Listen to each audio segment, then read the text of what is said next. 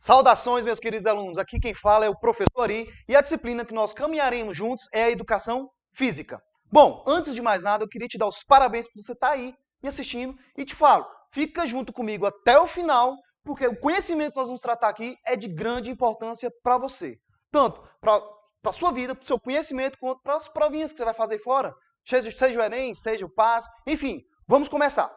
Olha só, a nossa aula de hoje ela fala sobre cultura corporal, o movimento como construção histórico-social. Professor, eu não entendi. Eu nem comecei a explicar, menino. Professor, eu não entendi, foi o tema. Tá, beleza. Vamos falar aqui sobre o tema. Cultura corporal, o movimento como construção histórico-social.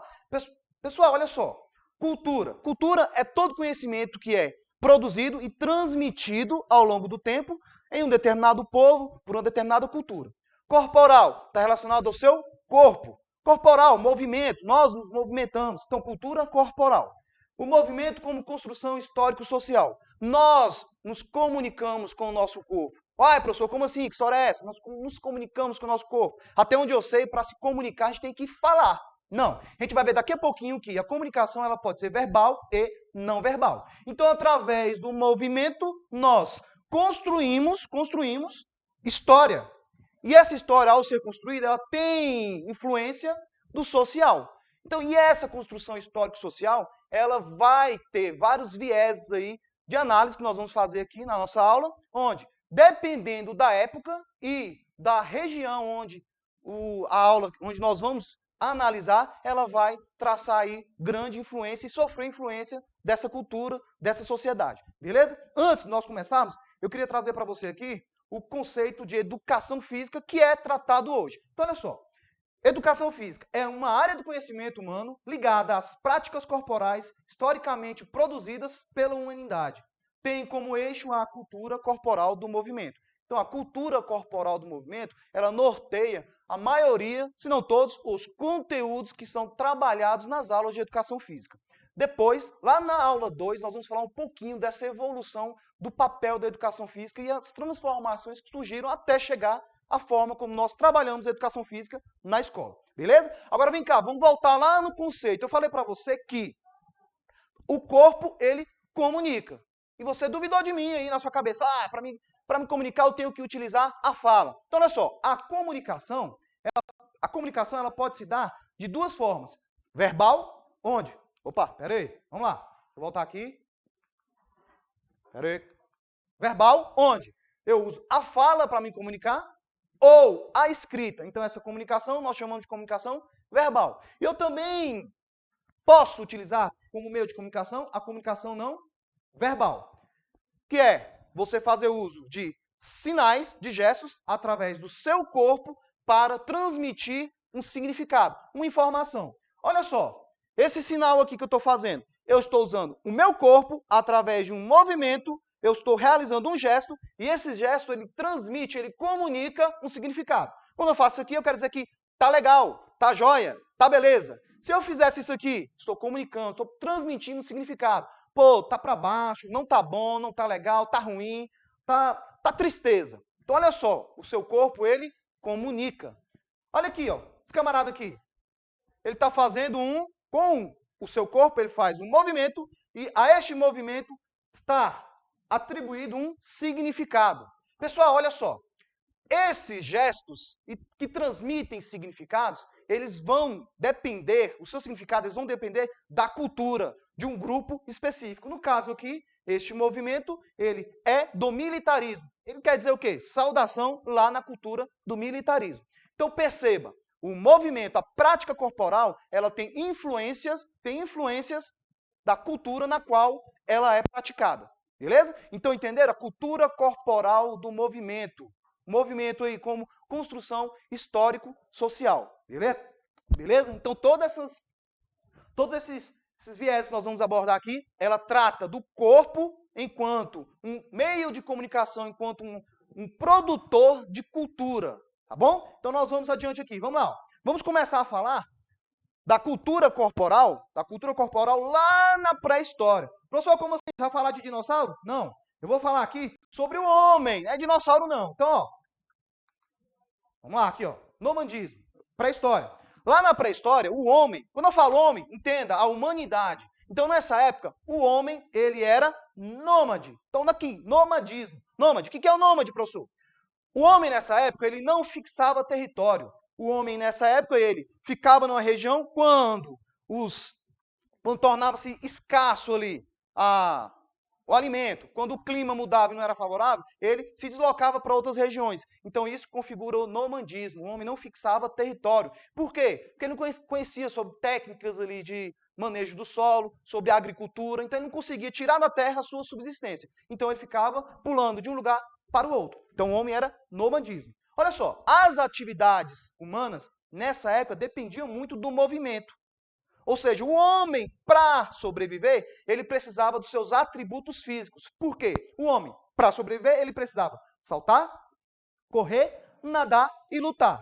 Ele precisava correr do possível predador. Então ele tinha que ter esses atributos físicos bem desenvolvidos. Precisava nadar para pescar, ele precisava saltar, ele precisava lutar.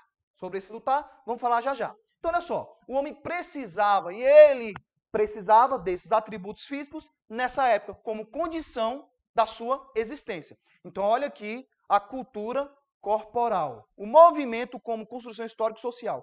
A prática física nessa época, o movimentar-se do homem dependia muito da sua sobrevivência em um contexto histórico e social. Olha aqui, ainda sobre o homem na pré-história. Chegou um momento em que o homem passou a conhecer as técnicas de manejo do solo. Ele conseguiu ali tirar do solo a sua sobrevivência, a sua subsistência. Então ele deixou de ser nômade para fixar território. Nessa época, quando ele fixou o território, ele não precisava mais de ficar se movimentando, correndo, saltando. Ele não precisava desenvolver o seu físico para a sua subsistência. Então ele passou a ficar mais quietinho. Com isso, esses atributos físicos dele, eles foram diminuindo. O homem foi ficando mais sedentário. E desse sedentarismo veio a ociosidade. É aqui que começam as raízes da esportivização. Olha só, eu estou ocioso. O que o homem fez? Para ocupar meu tempo ocioso, eu vou começar a fazer uso daqueles atributos físicos que eu tinha, mas só com uma forma de ocupar esse tempo ocioso. Começou aí a ideia do esporte. Então o homem começou a fazer essas atividades, mas como esporte. E olha outro dado interessante dessa época. O homem, esses grupos, antigamente, só para você entender, antigamente não tinha celular não. Por exemplo, um grupo aqui de nômade descobriu como tirar da terra a sua subsistência. Conheci, vou bater um fio, vou ligar para aqueles grupos nômades lá do outro lado do mundo, para eles entenderem que eles não precisam mais ficar se deslocando de um lugar para o outro. Eles podem fixar a terra. Não tinha, não. Então, essa fixação da terra, ela se deu por grupos isolados de nômades. Outras pessoas ainda estavam sendo nômades porque não conheciam essas técnicas. Olha o que aconteceu. Eu participo de um grupo de pessoas que fixou terra. Então, eu diminui meus atributos físicos. Eu estou fraquinho com relação aos outros grupos. Aí, olha só, os nômades, que ainda ficam transitando de um lugar para o outro, eles vêm e, na hora que encontram ali um povoado já estabelecido, ele olha aqui e fala, oxi, vou invadir, vou tomar tudo. Ia lá e, pá, entrava na porrada com essa galera perdia porque o físico deles não estava à altura dos nômades e perdiam. Então a galera tomava aquela região. A partir daí, o homem começou a perceber, opa, peraí, vou fixar a terra, porém, eu tenho que preparar o meu corpo para um possível embate, para a guerra. Começou aqui também esse ideal de preparação de um povo para resistir a possíveis guerras. Olha aqui a origem da guerra também surgindo bem aqui. Olha só, o seu corpo num contexto, a sua prática corporal num contexto histórico-social. Então aqui, a cultura, o contexto social, ele exerceu influência sobre a prática corporal do homem. Beleza? Tranquilinho? Vamos seguir? Então bora aqui. Depois da pré-história, tem alguns povos que tiveram grandes contribuições aí para a prática corporal e exerceram influência, suas culturas de forma isolada, exerceram influência à prática corporal do homem e que nós, hoje, carregamos traços dessas culturas. Olha aqui, os principais. Nós temos aí o Japão. Lá no Japão, o pessoal eles utilizavam das práticas corporais como fundamentos médicos e higiênicos, fisiológicos, morais, religiosos e guerreiros. Pessoal, morais, religiosos, guerreiros, está relacionado ali à questão do guerreiro, o samurai. Aqui entrou o samurai com seu código de honra, moral. A ideologia, a filosofia do samurai não é só a porrada, vamos aqui na porrada, toma aqui um golpe, toma um golpe. Não. A cultura do samurai, a filosofia do guerreiro, ele é imbuído de vários atributos morais, como honra, como determinação, enfim, um monte lá. Então aqui, ó. E o corpo, ele se expressava, ele exercia influência nesses atributos aqui. Religiosos, sinais de reverência, tudo isso já começou, o corpo já começou a comunicar esses sinais aí de reverência, o corpo comunicava, tá? Olha aqui o Egito. O Egito, a ginástica egípcia, ela já valorizava aí o que se conhece hoje como qualidades físicas, tais como equilíbrio, força, flexibilidade e resistência. Aqui o Egito é considerado o berço da ginástica. Aqui a prática corporal do homem já estava voltada para adquirir esses atributos, como equilíbrio, força, flexibilidade e resistência. Temos aí também herança da Grécia. A Grécia, é lá na Grécia que surgiu esses termos, que o pessoal hoje conhece na academia, que são os halteres. E é lá que surgiu esses termos, atleta, ginástica e pentatlo. Aqui, ó, no Egito, ginástica, que é a forma de se comunicar, a forma de reproduzir os movimentos. Mas o termo ginástica ele surgiu aqui na Grécia, tal como é hoje. E aqui na Grécia, os filósofos já pregavam essa questão do equilíbrio entre o corpo e a mente. Platão ele dizia que um corpo são, ele remete a uma mente sã. Então aqui na antiguidade já trabalhavam esses conceitos que hoje nós conseguimos ver que são importantes, que traz a relação, se você tem um corpo forte, a sua mente ela vai ser forte. Então corpo forte, mente forte. Por isso que a gente fala, você que está em casa aí, ó, meu irmão, se mexe. Você que vai começar a estudar aí, ó, se mexe, olha só. Desde antigamente, ó, o camarada já falava, ó, prepara teu corpo para tua mente ter um bom resultado. Então, desde antigamente. Então, ó, você que está parado e já começa a dar uma movimentada, beleza? Então, vamos continuar aqui, pessoal. Depois da antiguidade, nós temos nós temos a Idade Média. Então, da antiguidade, passamos para a Idade Média. Olha aqui a Idade Média. O seu professor de história ele vai falar com você sobre isso, se não já falou. Na Idade Média, a igreja ela teve uma ascensão, ou seja, o poder social ele era controlado pela igreja. Essa Idade Média ela é considerada por muitos como a Idade das Trevas. Por quê? Porque aqui nessa época o homem ele evoluiu muito pouco. A igreja, com relação à influência na prática corporal, ela dizia que o culto ao corpo era fonte de pecado. Ela dizia que você tinha que se preocupar em cuidar da sua alma. Falava bem assim, ó, você que fica aí cultuando o corpo, você que fica considerando seu corpo como um objeto de desejo, como um ideal a ser alcançado, um corpo forte, um corpo bonito, você vai queimar no inferno. Tá? Eles diziam isso, que o culto ao corpo era uma atividade pecaminosa.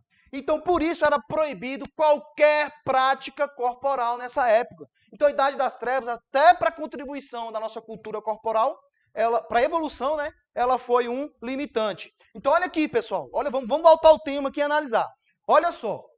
Nessa época aqui, a cultura ela influenciou na prática corporal desse povo. Então, ó, nosso corpo, ele, enquanto objeto de construção de cultura, ele pode construir ou ele pode sofrer influências do contexto histórico-social. Tá? Então, olha o tema aí, ó, para você alinhar o tema, cultura corporal do movimento. Beleza?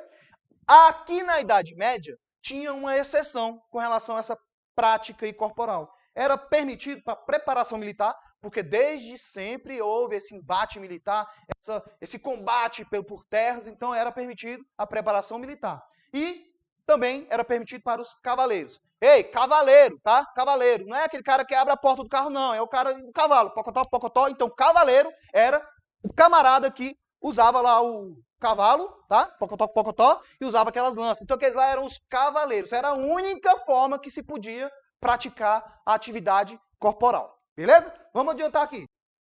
Deixa eu ver aqui o slide. Idade moderna. Aqui é como se da antiguidade veio a Idade Média, Idade das Trevas, escuridão. Depois acenderam a luz e veio aqui a Idade Moderna, o Iluminismo.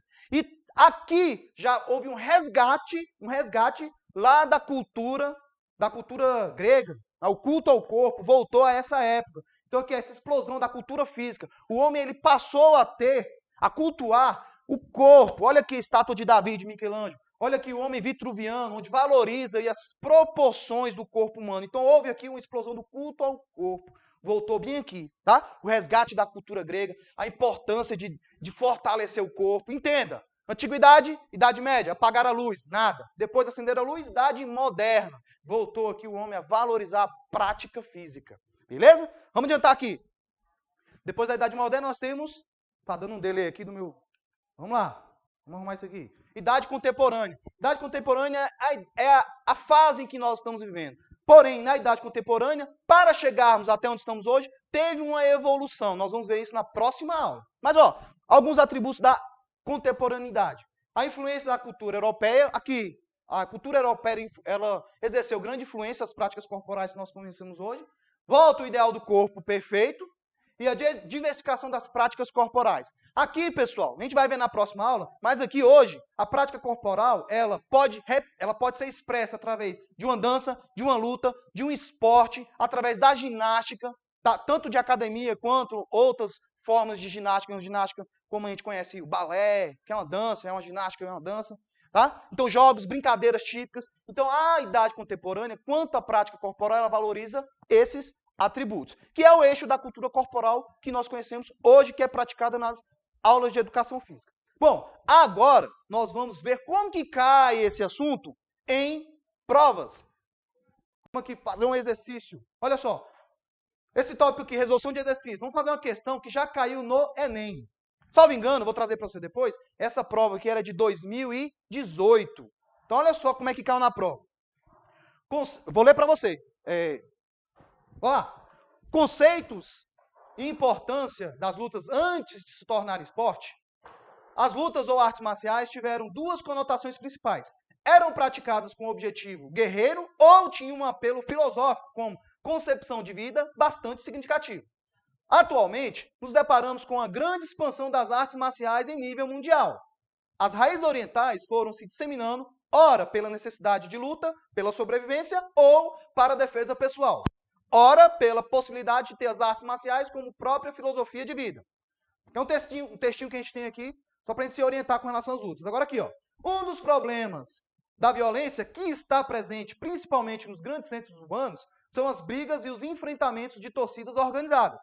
Além da formação de gangues que se apropriam de gestos das lutas, resultando muitas vezes em fatalidades. Portanto, o verdadeiro objetivo da aprendizagem desses movimentos foi mal compreendida. Afinal, as lutas. Aí vamos aos itens. As lutas se tornaram um esporte, mas eram praticadas com o objetivo guerreiro a fim de garantir a sobrevivência. Pessoal, olha só. Elas se tornaram um esporte. Beleza, pode até se ter se tornado, mas eram praticadas com um objetivo guerreiro a fim de garantir a sobrevivência? Não. Lembra que eu falei lá do guerreiro samurai? Que ele encontrava na luta, na arte marcial, um estilo de vida, uma filosofia? Ele via ali, tinha atributos morais na luta, então esse item não serve para a gente. Letra B. Apresentam a possibilidade de desenvolver o autocontrole, o respeito ao outro e a formação do caráter. Sim, eles apresentam aqui, essa letra B, ela está condizente aqui por enquanto. Vamos ver se tem uma mais certa ainda. Vamos lá. Letra C. Possuem como objetivo a defesa pessoal, por meio de golpes agressivos sobre o adversário. Letra D, nessa aqui não serve para a gente não, tá? Porque a princípio a luta não foi desenvolvida somente com essa finalidade. Letra D. Sofreram transformações em seus princípios filosóficos em razão de sua disseminação pelo mundo. Ela não sofreu transformações em seus princípios filosóficos. Ela continua ainda. Vamos lá, letra E. Se disseminaram pela necessidade de luta, pela sobrevivência ou como filosofia de vida pessoal. Pessoal, olha só, perceba. A letra E, ela está completamente alinhada com o que nós vimos aqui na aula. Então aqui, as lutas, elas se disseminaram pela necessidade de luta, pela sobrevivência, para se proteger de possíveis embates e também como filosofia pessoal de vida. Haja vista os guerreiros samurais. Então, a letra E é a nossa resposta para essa questão. Galera, Nós vamos ficar por aqui na nossa aula de hoje e na próxima aula daremos continuidade a este assunto. Espero que você aproveite o máximo da nossa aula e o professor da sua escola, ele vai dar amplitude a este assunto lá na plataforma do Escola em Casa.